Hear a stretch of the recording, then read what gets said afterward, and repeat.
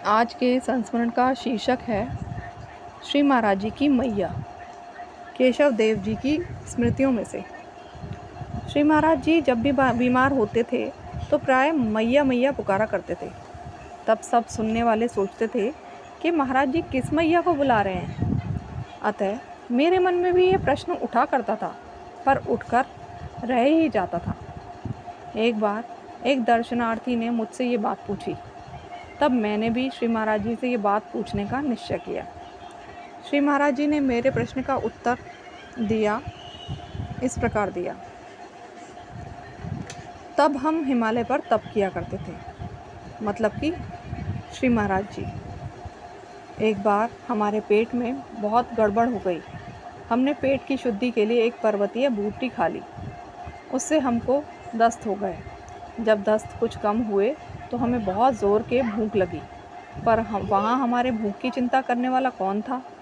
लेकिन भगवान तो सबकी चिंता रखते हैं। उसी समय एक बुढ़िया माई आई और कोरी हांडी में दही चावल लेकर आई, जिसमें भुना हुआ जीरा पड़ा हुआ था।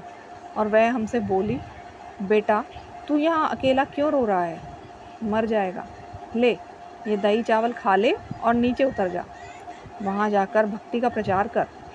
इतना कहकर वह माई वहीं कहीं अदृश्य हो गई।